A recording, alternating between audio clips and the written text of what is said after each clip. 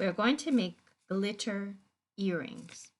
So what you'll need is your piece of wax paper, the earring loops that are in your package, and some glitter glue. So what you can do is you can either draw your own pictures or there's some shapes down here.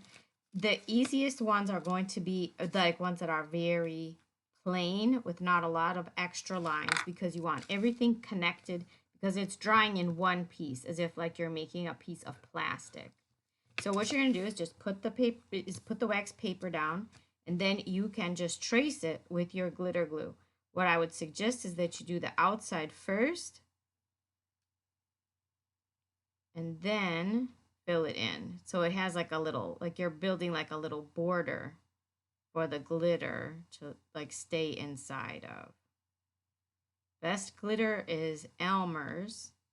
So this one is not best. You can see it's a little runny, but that is okay because you can always cut it once it's dry. So this is going to take overnight to dry.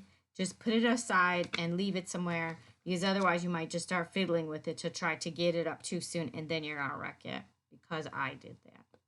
So when it's dry, so here's a little messed up piece, it'll just come right off. This is even a really thin piece. It'll come right off of the wax paper for you. So here's some more examples. So here's just a little circle. That's the same glitter glue. This one is just regular glue where I just made a J and let it dry. This one was a star, but see, it had spread. But what I can easily do is you can cut this easy with scissors. So I could trim this back into a star. This one, what I did is took regular glue first and put that down. And then I put glitter glue on top of it. So that makes it much harder. So maybe if you were going to do like a charm for a bracelet where it'd be heavier because you didn't want it to get wrecked really easy, this one I think would be better to put the regular glue down first. But then this one is just regular glitter glue. This is a heart. It has some green on it now. And then what you can do is just put it on the earring thing. So how the earring thing goes is like this is a little thing, the little thing that shuts, right? So you can put it on. Let's see if okay, so you can put a little hole in it. So how I made this hole was with this.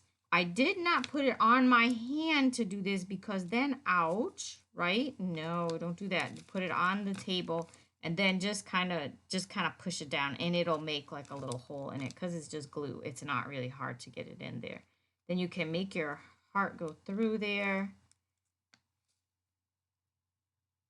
And it can hang. You have to put it the opposite way. You have to kind of experiment to see which way your heart is going to hang the right way. See, there you go. So the back of it should be toward this little hook. Then whenever you shut the hook, it will hang like that. So it'll be a big glittery heart. And the good thing is this is so light that you can make them big and it wouldn't matter. It wouldn't like pull on your ear because, you know, even if you use the regular glue and then put the glitter glue on top. Another thing you could do is just do it in glue and then just rub some glitter glue on and just put a little layer of glitter glue on top of it. So there's so many things you can do. So you can do initials or shapes. I'm sure that you'll come up with lots of good ideas of how you can use the regular glue and glitter glue to make different jewelry pieces.